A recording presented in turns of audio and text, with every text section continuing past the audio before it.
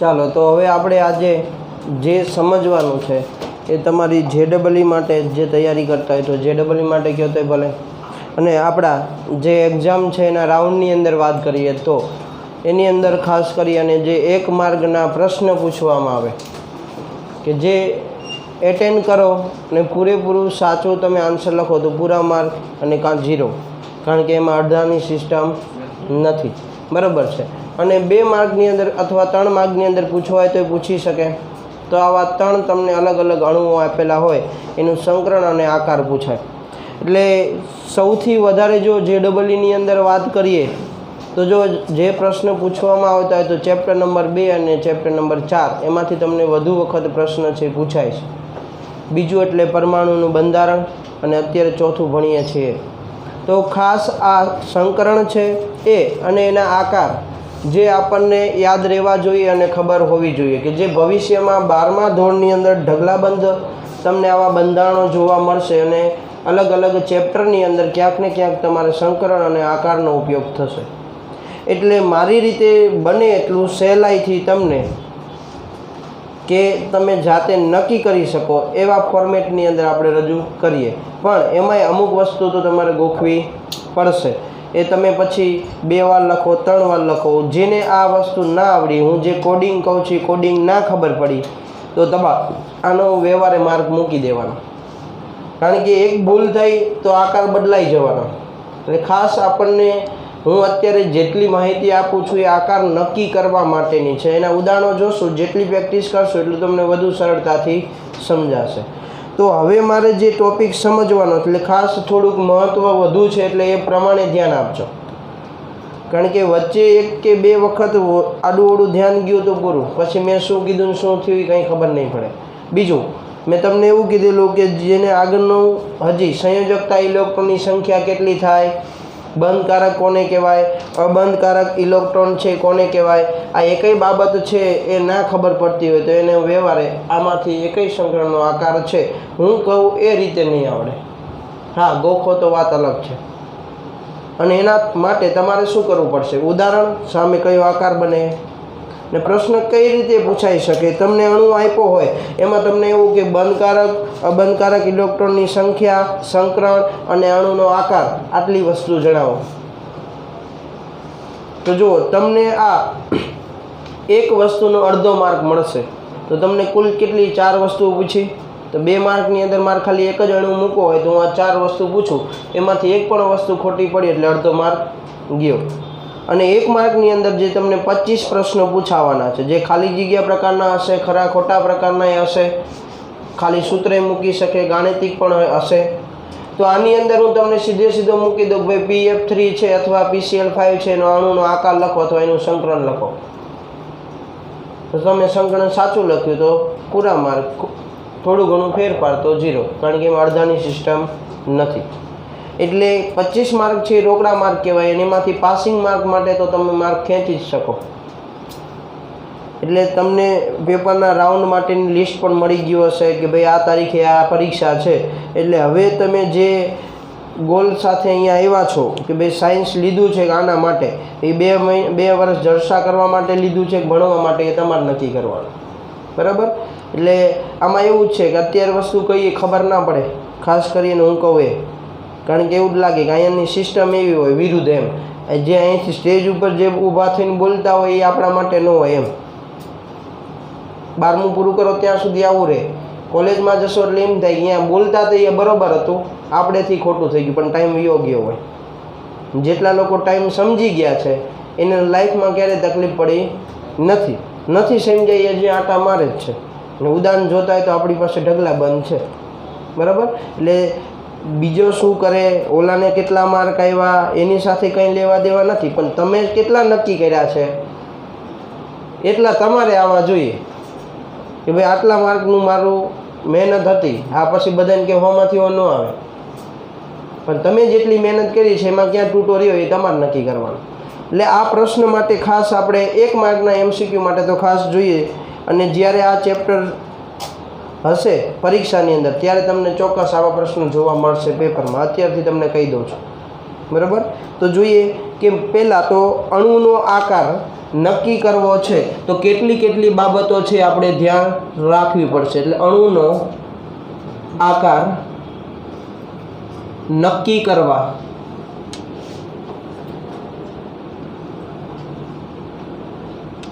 તો સૌ પ્રથમ મારે ઇલેક્ટ્રોન પેરની સંખ્યા છે એ જરૂર પડશે કે ઇલેક્ટ્રોન પેર કેટલી છે એ, અને એ ઇલેક્ટ્રોન પેર નક્કી કરવા માટેનું સૂત્ર અહીંયા છે હું લખું છું કે 1/2 કૌંસની અંદર આપણે લખીએ છીએ કે મધ્યસ્થ પરમાણુના અથવા પરમાણુની સંયોજકતા કક્ષાના કુલ ઇલેક્ટ્રોનની સંખ્યા. તમારા બુકમાં ગોતવા જશો તો ક્યાંય નહીં મળે, બરાબર? એટલે આ શોર્ટકટ છે. એટલે આપણે આવી રીતે જ યાદ રાખશું. સમજ્યા હશો તો કોકે લખીને તમે કોપી પેસ્ટ કરશો તો એમાં લખી શકશો, સમજાશે નહીં. એટલે કઈ વસ્તુ ક્યાંથી આપણે મેળવવાની છે આપણને યાદ હોવી જોઈએ. તો જો અહીંયા જ વાત આવી મધ્યસ્થ પરમાણુના સંયોજકતા ઇલેક્ટ્રોનની સંખ્યા, એટલે જેને ઓલા લુઈસ બંધારણમાં બાહ્યતમ કક્ષામાં કેટલા ઇલેક્ટ્રોન હતા એ ના ખબર પડે એટલે અહીંયાથી તમારું કામ અટકી જાય, બરાબર છે? એટલે આપણને એ ખબર હોવી જોઈએ. ચાલો, એના વત્તા જો વચ્ચે મૂકીશું છું પ્લસ એક બંધથી જોડાયેલા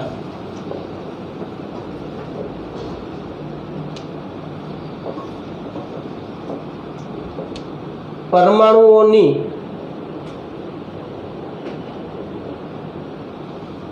કુલ સંખ્યા, જેમાં તમને સૌથી વધારે H અને X જ જોવા મળશે. દાખલા તરીકે હું વાત કરું PCl3, તો જો બધા ક્લોરીન છે ને એ સિંગલ બંધથી જોડાયેલા, એક જ બંધથી. તો અહીંયા ફક્ત કોને ધ્યાનમાં લેવાના? એક બંધથી જોડાયેલા હોય એવા પરમાણુઓની સંખ્યા. ઘણા બધા તમને પરમાણુ એવા પણ જોવા મળશે જેમાં એક બંધથી જોડાયેલા એક એવા પરમાણુ જ નહીં હોય, તો ત્યાં તમારે શું મૂકવાનું થાય? 0, બરાબર છે? કાર્બન ડાયોક્સાઇડ છે, 2 ઓક્સિજન કેવા હોય? ડબલ બંધથી. તો એમાં એક બંધથી જોડાયેલા પરમાણુની સંખ્યા કેવી લખશો તમે? 0, એ કંઈ છે નહીં, બરાબર? ચાલો પછી જોઈએ તો કે પ્લસ ઓર માઇનસ વીજભાર.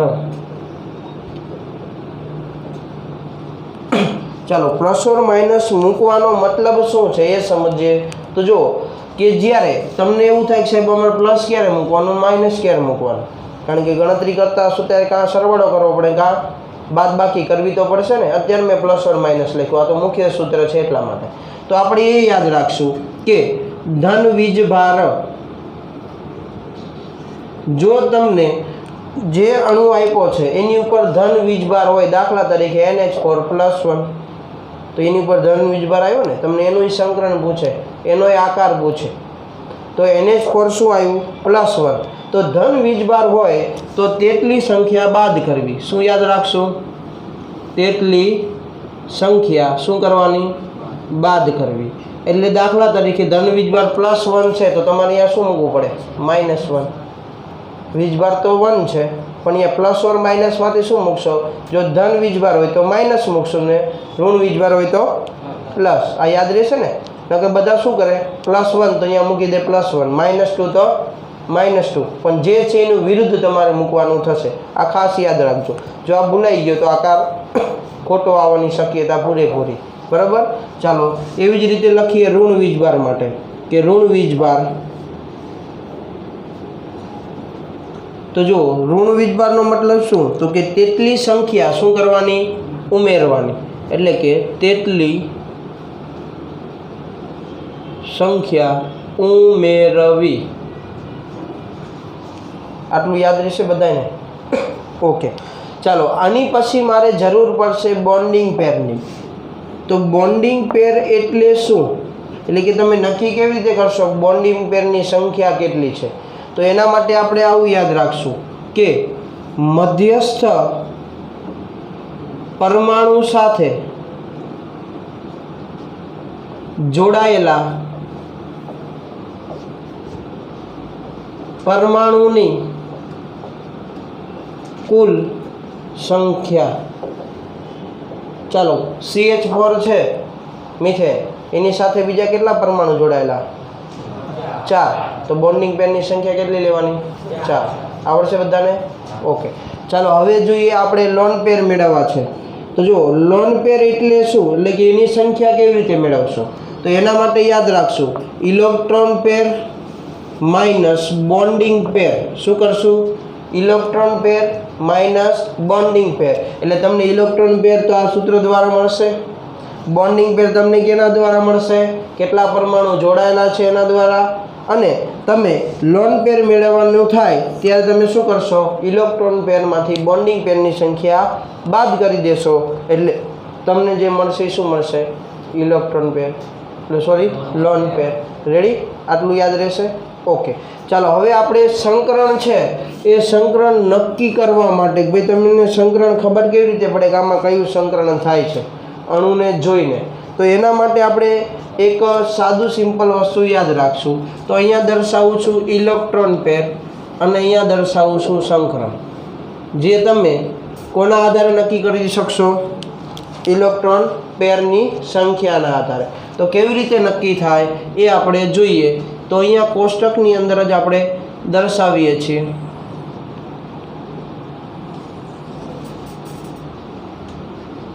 ચાલો તો જુઓ, દાખલા તરીકે શરૂઆત કરીએ તો ઇલેક્ટ્રોન પેરની સંખ્યા 2 હોય. કેટલી? ઇલેક્ટ્રોન પેરની સંખ્યા 2, જે ક્યાંથી મળી જવાની? સૂત્ર ઉપરથી જ. તો હંમેશા સંકરણ sp સંકરણ હોય. કયું હોય? sp. એનો મતલબ ઇલેક્ટ્રોન પેરની સંખ્યા 2 નો મતલબ શું થાય? 2 કક્ષકોએ શું કર્યું હોય? સંકરણમાં ભાગ લીધો હોય. તો જ શું થયું હોય? બંને જોડે એને બંધ બનાવ્યો હોય ને, બંને એક એક ઇલેક્ટ્રોનની શું કરી હોય? ભાગીદારી. તો જો 2 કક્ષકો જો સંકરણમાં ભાગ લે તો તમને ઓછામાં ઓછું સંકરણ sp મળે. એનાથી ઓછું એ કંઈ સંકરણ આવે નહીં. ક્યારે s પ્રકારનું સંકરણ હોય નહીં, કારણ કે કોઈ એક કક્ષક છે એ બીજા સાથે શું કરે? ભાગીદારી કરે ને ત્યારે સંકરણ બને. ખાલી s લખું તો એ કોઈની યાર ભાગીદારી જ ન કરી કહેવાય. સમજણ પડી? ઓકે, ચાલો તો હવે જોઈએ કે ઇલેક્ટ્રોન પેરની સંખ્યા 3 હોય. ચાલો શું સંકરણ બને? sp2. 1 તો હતા ને, p1 તો કહેવાય. કંઈ ન હોય તો શું હોય? એકડો તો હોય જ તે ને. તો જો હવે એક કક્ષકમાં વધારો કર્યો તો કયું સંકરણ થયું? sp2. બરાબર. ચાલો હજી એક સંકરણમાં, એટલે કે એક ઇલેક્ટ્રોન પેરની સંખ્યામાં વધારો કરીએ 4, તો શું બને? sp3 થાય ને. જો આની અંદર 4 કક્ષકો ભાગ લે તો એક s અને 3 p. રેડી? ચાલો પછી જોઈએ 5મા નંબરનું, એટલે કે ઇલેક્ટ્રોન પેરની સંખ્યા 5 હોય તો કયું બનશે? sp4 હોય બધી, કારણ કે p કક્ષક છે એમાં વધુમાં વધુ 6 ઇલેક્ટ્રોન સમાય, પણ સંકરણ થાય ત્યારે 3 ઇલેક્ટ્રોન હોય અને 3 બીજા કોઈ મૂકે તો વધુમાં વધુ 3 જ ઇલેક્ટ્રોન છે, એટલે 3 જ કક્ષકો છે એ સંકરણમાં ભાગ લે. કારણ કે pની 3 જ કક્ષકો છે, px, py અને pz. તો 3 જ કક્ષકો શું કરશે? સંકરણની અંદર ભાગ લેશે. તો અહીંયા જોવા જઈએ તો sp3 પણ હવે કઈ કક્ષક આવે? d કક્ષક. તો જો કંઈ નહીં તો અહીં શું હોય? d1 તો હોય ને.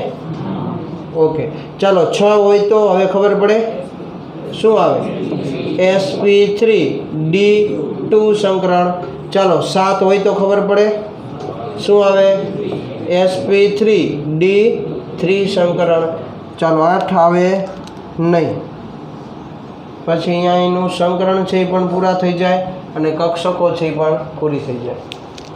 તો જુઓ, આની ઉપરથી તમને તમારો 1 માર્કનો પ્રશ્ન એ મળી ગયો. કોઈ પણ અણુનો આકાર આપ્યો હોય, અણુ આપ્યો હોય અને તમને સંકરણ માંગ્યું હોય તો તમે કેવી રીતે મેળવશો? આ સૂત્રનો ઉપયોગ કરશો. એના આધારે શું મેળવશો? Electron pair. પછી ઇલેક્ટ્રોન પેર જેવી રીતે મળે એના આધારે તમે શું કહી દેશો? આનું સંકરણ આ છે. તો બધાને ઇઝીલી યાદ રહેશે. જોઈએ અહીંયા 2 છે તો જો 2 જ કક્ષકો s અને p. 3 છે તો 1 s અને 2 p. ચાલો 4 છે તો 1 s અને 3 p. pનું કેપેસિટી પૂરી, વધુ 3 જ કક્ષકો સંકરણમાં ભાગ લે. ચાલો 5 છે તો 1 s 3 p અને 1 d. ચાલો 6 છે તો 1 s 3 p અને 2 d. 7 છે તો 1 s 3 p અને 3 d. તો કુલ આવી રીતે તમને આટલા સંકરણો છે એ તમને 1 માર્ક માટે ક્યાંક ને ક્યાંક કામ આવશે. આટલું લખી લ્યો. પછી આકાર માટેના કોડિંગ શીખીએ. જો હવે આપણે આકાર નક્કી કરવા છે, તો આકાર માટે તમારી ટેક્સ્ટ બુક જોશો, કારણ કે હું જે આકાર લખું છું તો એનું બંધારણ કેવું હોય જે તમને તમારી ટેક્સ્ટ બુકની અંદર આપ્યું છે એની ઉપર ખબર પડશે. કે હું અહીંયા બોલી તો દઉં છું કે આનો આકાર કે પ્રકારનો છે, તો કે પ્રકારનો આકાર કેવો હોય એ તમારા ટેક્સ્ટ બુકની અંદર તમને આપેલો છે, બરાબર. એટલે કે એનું બંધારણ કેવી રીતે દોરી શકાય. એટલે તમારા બુકની અંદર ડાબી સાઈડના પેજ ઉપર તમને જે કોષ્ટક આગળનું પેજ છે ત્યાં જો ડાબી સાઈડના પેજ ઉપર બધા આકારો આપેલા છે. સમચતુષ્ફલકીય, અષ્ટફલકીય, ત્રિકોણીય, પિરામિડ છે. તો એ બધા બંધારણ છે. હવે સામેનું જે કોષ્ટક આપ્યું છે ને એને યાદ કેવી રીતે રાખવું, તો એના માટેનું આપણે કોડિંગ છે હાલ શીખવાનું છે કે ભાઈ કેવી રીતે અને કેના માટે. તો જો સંકરણ માટે યાદ શું રાખશું, તો કે ઇલેક્ટ્રોન પેર છે એની સંખ્યાને ધ્યાનમાં લેશું અને એસથી સંકરણ ચાલુ થાય. હવે મને એવું કીધું છે કે ઇલેક્ટ્રોન પેર 4 છે, તો સંકરણ કેવી રીતે નક્કી કરાય, તો કે એસ છે એમાં ફક્ત એક જ કક્ષક છે ભાગ લે. પીની કેટલી 3, તો જો 4 જ ગોઠવવાના, તો એક એસમાં આવી ગયું, બાકીની 3 પીમાં. 5 કીધું હોય કે ઇલેક્ટ્રોન પેરની સંખ્યા 5 છે, તો એક એસમાં વપરાઈ ગઈ, 3 પીમાં વપરાઈ ગઈ, 4 તો થઈ ગઈ, એક જ વધી ને, તો એ કેમાં હોય ડી કક્ષક. તો એ પણ ગોખવાની જરૂર નથી. તમે સંખ્યાના આધારે એસપી ડી લખી નાખો, બરાબર છે. એસપી અને ડી લખો, પછી તમારે જેટલા આપ્યા છે ને એને એસ માટે 1 રાખવાનું, પીમાં 3 શક્ય બને, ડીની અંદર તમે 5 સુધી શક્ય કરી શકો, પણ આપણે 3 સુધી જ જવાનું થાય. તો તમને હવે એકડા બગડા આવડતા હોય, આ એના જેવી વાત છે કે તમારી પાસે કોઈ 1 થી 7 સુધીના ફ્રૂટ આપ્યા હોય, તમારે પહેલી ઠેલી છે એમાં 1ની જ કેપેસિટી, એમાં 1 જ નાખી શકો, બીજામાં 3 જ સમાય અને ત્રીજાની અંદર 5 સમાય. હવે આ 7ને વારા ફરતી, એટલે જો તમને 1 આપે તો ફરજિયાત પહેલી ઠેલીમાં 1 જ નાખવું પડે. 2 આપ્યા છે તો એ પહેલી ઠેલીમાં 1, બીજી ઠેલીમાં શું આવે 1, બરાબર. આવી રીતે યાદ રાખશો તો સંકરણ પણ ગોખવા પડશે નહીં. ના કે ભાઈ ગોખવું પડે. 7 માટે શું, તો કે SP3 D3, 6 માટે શું, તો કે SP3 D2, બરાબર. પછી ગોખે ભેગું થાય નહીં, કારણ કે આપણે એવું ઘણી બધી વસ્તુ છે. હું હાલ કોષ્ટકમાં જે લખાવું છું એ જોઈને બીતા નહીં, જે આપણે ગોખવાનું જ છે થોડું ઘણું સમજીને, બરાબર. તો જો આગળનું સમજ્યા છે એ પ્રમાણે અહીંયા લખું છું ઇલેક્ટ્રોન પેર, અહીંયા જે લખું છું એ સંકરણ. કારણ કે આ કોડિંગ યાદ નહીં રહ્યું તો આકાર તમને આજે નહીં મળે ને ક્યારેય નહીં મળે, બરાબર. ચાલો આ સંકરણ, અહીંયા ઇલેક્ટ્રોન પેર, અહીંયા આપણે જોઈએ બોન્ડિંગ પેર વત્તા લોન પેર ઇલેક્ટ્રોનની સંખ્યા. જો શું લખ્યું છે, બોન્ડિંગ પેર વત્તા લોન પેર ઇલેક્ટ્રોનની સંખ્યા, અને અહીંયા લખું છું એ આકાર છે. તો જો આટલા ભાગની અંદર હું આ કોષ્ટક તમારા બુકની અંદર આપેલું જ છે એને હું વહેંચું છું.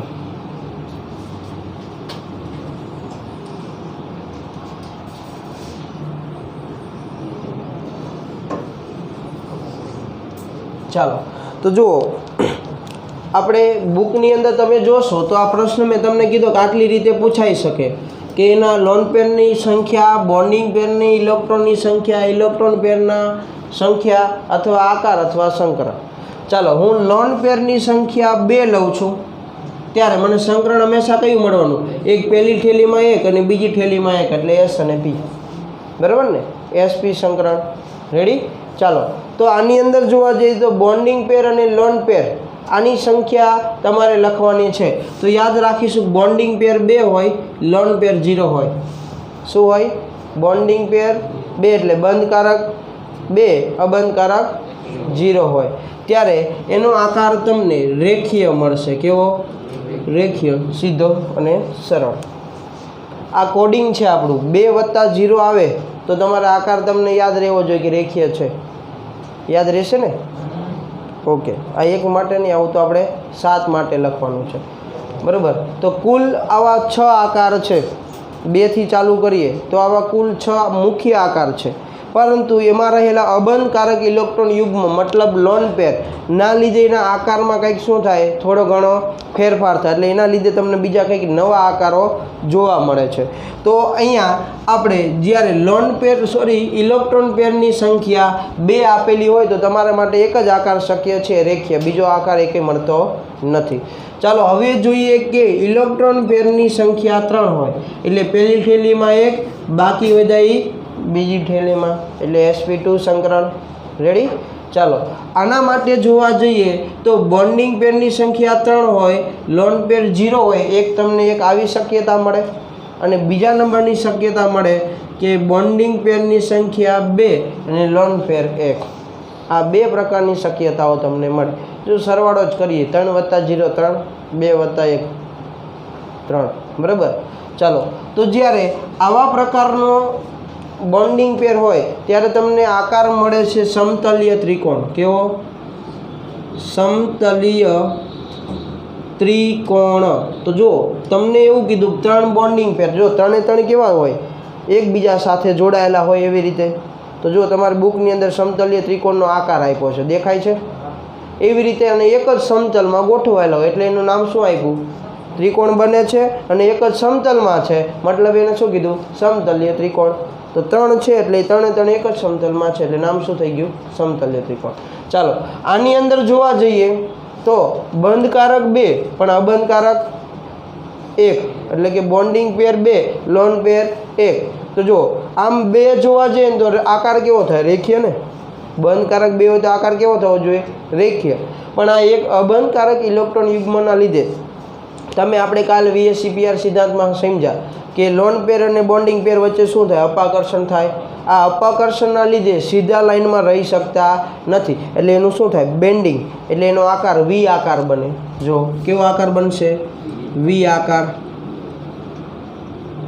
અથવા આને કહેવાય વળેલો આકાર. યાદ રહેશે? 2 + 1 તો કેવો આકાર મળશે? વળેલો અથવા V આકાર. રેડી? તો જ્યારે લોન પેરની સંખ્યા 3 હોય ત્યારે તમને આ 2 પ્રકારના આકારો જોવા મળશે. ચાલો જોઈએ લોન પેરની સંખ્યા 4 હોય ત્યારે. ચાલો પહેલી થેલીમાં 1, બીજીમાં 3, એટલે 4 આવી ગયા. રેડી?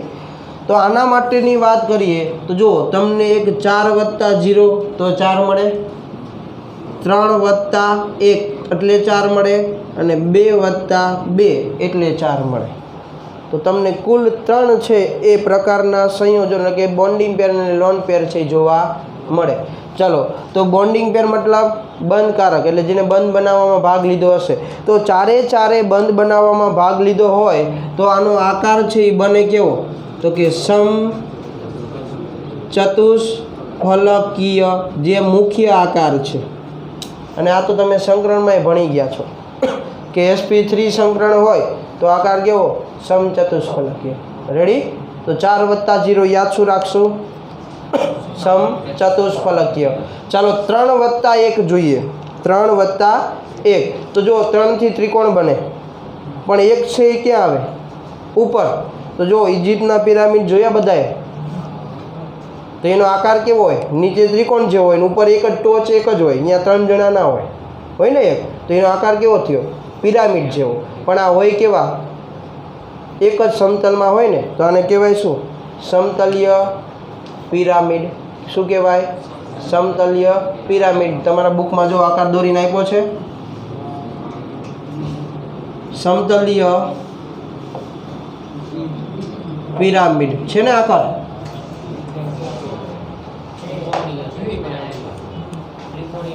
હા સોરી, ત્રિકોણ છે ને, બનશે ત્રિકોણ તે, એટલે ત્રિકોણીય ખાલી પિરામિડ. બરાબર છે? શું બનશે?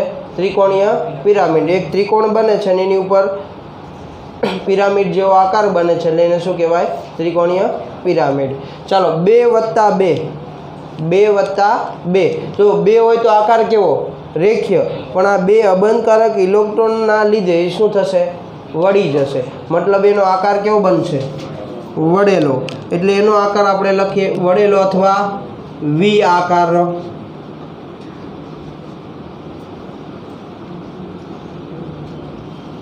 રેડી? તો જો જ્યારે ઇલેક્ટ્રોન પેર છે એની સંખ્યા 4 હોય ત્યારે તમને આવા 3 પ્રકારના આકારો છે જોવા મળે છે. ચાલો જોઈએ કે ઇલેક્ટ્રોન પેરની સંખ્યા 5 હોય ત્યારે. ચાલો પહેલી થેલીમાં 1, બીજામાં કેટલા હમાય 3, વૈધાઈને 1 ડીમાં મૂકવાનો. ચાલો આના માટેની વાત કરીએ તો કેટલા મળે? જો 5 + 0, પછી 4 + 1 એટલે 5, 3 + 2 એટલે 5 અને 2 + 3 એટલે 5. આટલા મળે. જરૂરી નહીં હો સરવાળો હાથ થાય એટલે ગાડી હંકવા નહીં રાખવાની છે. આ તો ખાલી કહું છું તમને યાદ રહે એટલા માટે. આમાં 4 કોડિંગ તમને મળે બરાબર, અલગ અલગ, કે જેમાં 5 + 0, 4 + 1 જે શું દર્શાવે 5, 5 એ 5 કેવા બંધકારક. અહીંયા 4 બંધકારક, 1 અબંધકારક. અહીંયા 3 બંધકારક, 2 અબંધકારક. અહીંયા 2 બંધકારક ને 3 અબંધકારક.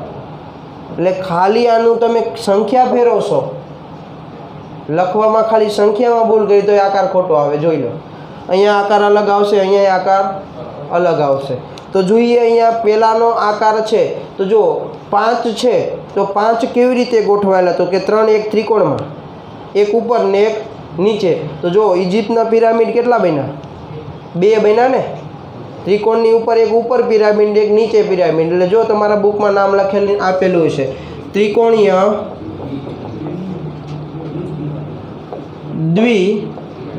દ્વિપિરામિડ છે ને બુકની અંદર, ત્રિકોણીય દ્વિપિરામિડ. ચાલો હવે જોઈએ 4 + 1. તો જુઓ એની અંદર આકાર કે પ્રકારનો આકાર બને. કેના જેવો? કે આકાર, અથવા આને બીજા નામથી ઓળખાય સીસો. કેવો આકાર? સીસો. અને ત્રીજા નંબરનો આકાર છે એ લખીએ તો ચીચવો. એટલે તમે પ્રાથમિક શાળાની અંદર જોયા હોય કે ઓલા બે સાઈડ એક એક જણાને બેસવાનું, બરાબર ને, વજન હોય એ પ્રમાણે ઊંચું નીચું થાય. તો એનો આકાર કેવો હોય? કે પ્રકારનો આકાર હોય. જો તમે જુઓ તો એક લાઈન છે એની ઉપર આ 2 વસ્તુ ફિટ કરેલી છે. તો જ્યારે વજનના લીધે ઉપર નીચે થાય ત્યારે આકાર કેવો થઈ જાય? કે જેવો. એટલે એને કેવો કહે છે? ચીચવા જેવો. એટલે જો હશે એનો આકાર કેવો? તો અહીંયા 2 જણાને કોઈને બેસાડી દીધા, બરાબર છે, અહીંયા કોઈ આડું રાખ્યું છે અને અહીંયા કોઈ વસ્તુ છે એને ફેરવો તો આગળને ફરે, એટલે એને શું કહેવાય? ચીચવો. એટલે આને 3 રીતે તમે નામ લખી શકો: કે આકાર, અથવા સીસો, અથવા ચીચવો આકાર. રેડી? તમારા બુકની અંદર પણ તમને આપેલું છે. તમારું કોષ્ટક પછીનું પેજ ફેરવશો એટલે તમને કે પ્રકારનો આકાર કેવો થાય એ પણ તમને આપેલો હશે. દેખાય છે એમાં? જમણે સાઈડના પેજ ઉપર ક્યાંક હશે. જમણી સાઈડ કે ડાબી બાજુ? તમારી વાત કરું છો. નીચે છે? ઓકે, ઉદાહરણ સામે આપેલા હશે. ઓકે, નીચે. ચાલો, તો એવો આકાર છે એને કે પ્રકારનો અથવા ચીચવો છે એ પ્રકારનો આકાર કહેવાય. ચાલો જોઈએ 3 + 2. તો જુઓ 3 + 2 માટે આકાર રાખશું ટી આકાર. કેવો? ટી પ્રકારનો આકાર. એટલે કે 3 એ 3 છે એની અંદર જોવા જાવ તો 2 અહીંયા અને 1 નીચે જોડાયેલો હોય એવો આકાર છે. એટલે એને કેવો કહેશો? આકાર ટી આકાર. ચાલો 2 હોય એટલે આકાર કેવો આવે? રેખીય. અને 3 અબંધકારક ઇલેક્ટ્રોન છે કે જે અપાકર્ષે, પરિણામે બધી બાજુથી અપાકર્ષણ સરખું લાગે એટલે જે આકાર છે એ રેખીય એમણામ રહેશે, એમાં કંઈ ફેરફાર થવાનો નથી. એટલે 2 + 3 ત્યારે આકાર કેવો લેશું? રેખીય. જો બને એટલું સમજીને યાદ રાખવાની ટ્રાય કરશું. બાકી તો મેં કીધું એમ બધા માટે તમારે ફરજિયાત આટલું તો યાદ રાખવું પડશે. નકર પછી તમને બુકમાં જેટલા ઉદાહરણ આપ્યા એ બધા માટે શું યાદ રાખવું પડે? કેટલા બંધકારક, કેટલા અબંધકારક, કયો સંકરણ, કયો આકાર, એ બધા એક એક ઉદાહરણ માટે તમારે અલગ અલગથી યાદ રાખવું પડશે. એટલે તમને જેમ ઇઝી લાગે એમ. મેં કીધું એમ કે આ નીટમાં JEEમાં આવશે ને આપણે પ્રશ્ન પૂછશો એમાં પણ આવશે. ચાલો 5 નંબરે પૂરું કર્યું. હવે કયો નંબર આવશે? 6 નંબર. તો જોઈએ અહીંયા આપણે આપી દઈએ ઇલેક્ટ્રોન પેર, અહીંયા સંકરણ, અહીંયા બોન્ડિંગ પેર વત્તા લોન પેર એટલે કે બંધકારક અને અબંધકારક, અને અહીંયા આકાર. તો જોતા જઈએ કે હજી 2 બાકી છે તો એ બંનેની અંદર તમને 3 પ્રકારના હજી નવા આકારથી જોવા મળશે, પણ એ યાદ રાખવા ઈઝી હશે આની કરતાં.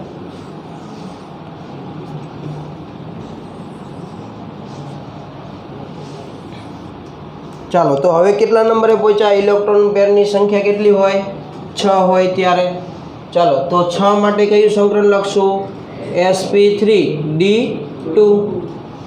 તો ચાલો આના માટે આપણે જોતા જઈએ તો કે 6 + 0 1, 5 + 1 અને 1, 4 + 2. પછી આગળ કંઈ લખવાનું નહીં, અહીંયા સુધી 3 + 3 કરવાની જરૂર નથી, નકર આપણે આગળ અહીંકવાર નવા આકાર મળશે નહીં. આ 3 જ એની અંદર તમને, એટલે કે આટલા બંધકારક અને આટલા અબંધકારક સુધી તમને શક્ય બનતા હોય એવા અણુ મળે છે. 3 બંધકારક ને 3 અબંધકારક ઇલેક્ટ્રોન ધરાવતા એ કંઈ અણુ મળતા નથી. બરાબર. ચાલો, તો આના માટે આકાર યાદ રાખવા માટે તો યાદ રાખીશું કે જ્યારે 6 કોઈ પણ પરમાણુ હોય અને એ એકબીજા સાથે, એટલે કે કોઈ મધ્યસ્થ પરમાણુ સાથે જોડાયેલા હોય ત્યારે આકાર હંમેશા કેવો હોય? અષ્ટફલકીય. કેવો આકાર હશે? અષ્ટફલકીય. તો જો તમારા બુકની અંદર અષ્ટફલકીય આકાર દર્શાવેલો છે કે 4 એ 4, એક સમતલમાં, એક ઉપર અને એક નીચે, બધા જે પરમાણુઓ છે એકબીજા સાથે જોડાયેલા હોય છે ને. અષ્ટફલકીય આકાર જોયો બુકની અંદર, નીચે આપેલો હશે. તો એવા પ્રકારનો આકાર હોય એટલે એમાં જો 6 પરમાણુઓ ગોઠવાઈ શકે. રેડી? ઓકે. ચાલો જોઈએ 5 + 1. તો જો 5 + 1 માટે શું થવાનું? તો જો એક ચોરસ બને, બને ને, એક ઉપર હોય તો જો ચોરસ મળ્યો અને આકાર કેવો મળ્યો? પિરામિડ જેવો. 1 4, એક જ સમતલમાં, એક ઉપર પરમાણુ, તો જો એક નીચે ચોરસ બન્યો અને ઉપરના લીધે આખો આકાર કેવો બન્યો? પિરામિડલ જેવો. તો આનો આકાર શું લખાય? ચોરસ પિરામિડલ અથવા ચોરસ પિરામિડ. રેડી? ઓકે. 4 + 2. તો 4 એ 4 છે એ ક્યાં આવે? એક જ સમતલમાં અને બન્યો શું? ચોરસ ને. 4 ખૂણા એકબીજા સાથે જોડાય શું બને? ચોરસ. અને એક જ સમતલમાં છે તો એને કહેવાય શું? સમતલીય સમચોરસ. સમનો મતલબ સમાન ચોરસ. બરાબર. એક જ સરખો તમને ચોરસ મળે. તો જો આનો આકાર કેવો થયો? સમતલીય સમચોરસ. ચાલો, અહીંયા આપણને જ્યારે ઇલેક્ટ્રોન પેરની સંખ્યા 6 હોય ત્યારે આપણને આવા 3 પ્રકારના આકાર મળે છે. સૌથી સહેલું કે ઇલેક્ટ્રોન પેરની સંખ્યા 7 હોય ત્યારે સંકરણ કયું મળે? તો કે એક પહેલી થેલીમાં, બીજી થેલીમાં 3 અને ત્રીજીમાં કેટલા? 3 જ સમય વધુ. બરાબર ને? 7 થઈ ગયા ને કુલ. 1 3 અને 3 6 અને 7. ચાલો, આના માટેની વાત કરીએ તો એક મળે 7 + 0, બીજું 6 + 1 અને પછી 5 + 2. પછી ગાડી આગળ હકાવવાની નહીં. બરાબર. તો ચાલો, આના માટે એક 7 + 0 હોય ત્યારે આપણે યાદ રાખીશું કે આની અંદર કેવો આકાર મળે છે. તો એક થોડોક વિશિષ્ટ આકાર છે એટલે એનું નામ યાદ રાખીશું કે પંચકોણીય. પંચકોણીયનો મતલબ શું? 5 ખૂણા હોય એવું. એટલે આનો આકાર મળે છે પંચકોણીય દ્વિઆણ્વીય. કેવો આકાર? પંચકોણીય દ્વિઆણ્વીય. જો 7 અણુ છે ને, 5 પંચકોણ બનાવવામાં અને બાકીના 2 અણુ વધ્યા એટલે એનું નામ શું આપ્યું? પંચકોણીય દ્વિઆણ્વીય. બરાબર છે. ચાલો, પછી 6 + 1 માટે જોઈએ. તો જો 6 હોય તો આકાર કેવો બને? અષ્ટફલકીય. આ એક અબંધકારક ઇલેક્ટ્રોન યુગ્મ આવે એટલે અષ્ટફલકીય આકારમાં શું કરે? અપાકર્ષણના લીધે એનું શું થાય? થોડો ઘણો ફેરફાર થાય ને. કારણ કે અપાકર્ષણ થશે એટલે અષ્ટફલકીય રચનામાં શું થાય? એની રચના થોડીક ખોરવાય. એટલે એના લીધે એનો આકાર બને છે. એનું નામ શું લખી શકાય? તો કે જો એ આકાર ખોરવાનો, કયો આકાર ખોરવાનો? અષ્ટફલકીય. એટલે એને કહેવામાં આવે વિકૃત અષ્ટફલકીય. યાદ રહેશે ને? વિકૃત અષ્ટફલકીય. જુઓ 6 એટલે અષ્ટફલકીય આકાર, પરંતુ એનો આકાર આ એક અબંધકારક ઇલેક્ટ્રોનના લીધે થોડો કેવો થયો? બગડ્યો, જેના લીધે એને શું કહેવાય, એનું વિકૃતિકરણ થયું કહેવાય. તો એનું શું કહેવાય, વિકૃત અષ્ટફલકીય. એટલે આ ગોખવાની જરૂર નહીં પડે. બરાબર. ચાલો 5+2. તો આના માટે યાદ રાખીશું કે અહીંયાથી પેલો શબ્દ એટલે કે આ શબ્દ લઈ લેવાનો, અહીંયાથી પેલો શબ્દ લઈ લેવાનો. શું બન્યું? સમતલ્ય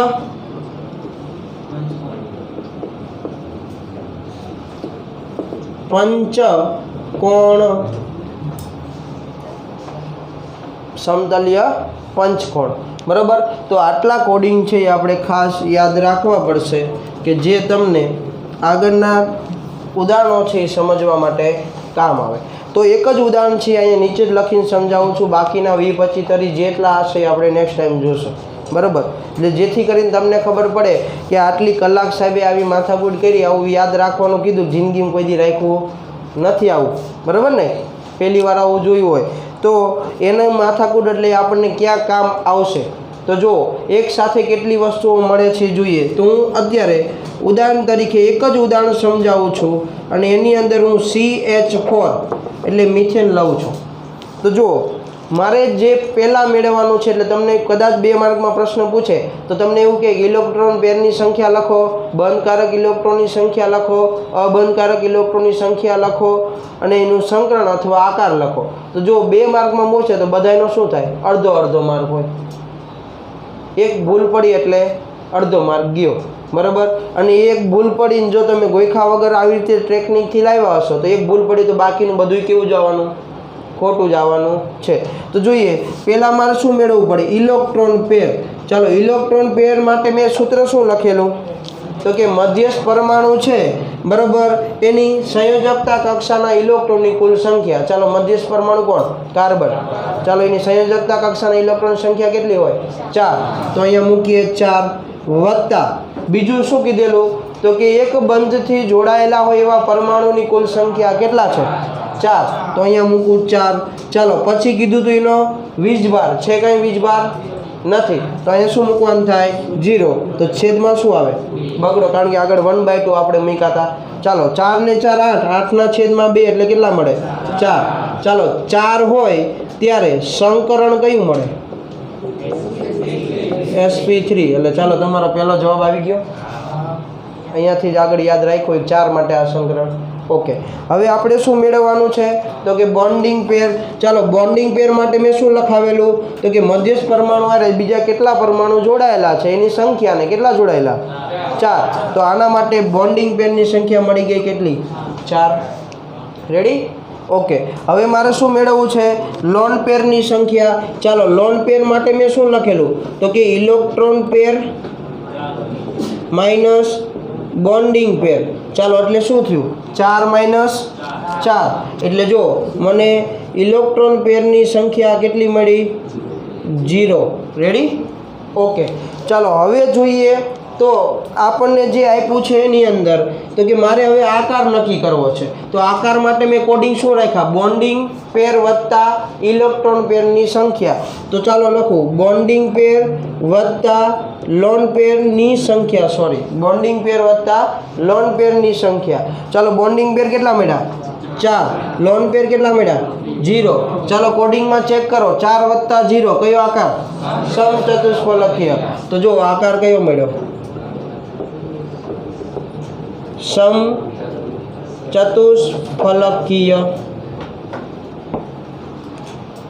તો જો તમને ખાલી આટલી વસ્તુ યાદ રાખશો તો આ અણુ માટે તમારે આ બધી વસ્તુ ગોખવી નહીં પડે, ખાલી આટલી જ વસ્તુ તમારે ગોખવાની છે.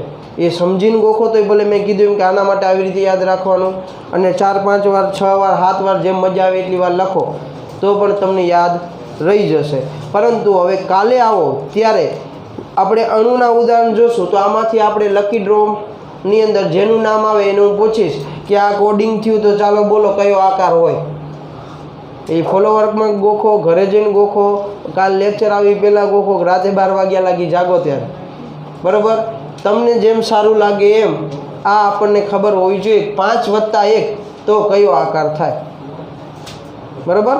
ઓકે. તો આજે આપણે અહીંયા સુધી રાખીએ છીએ.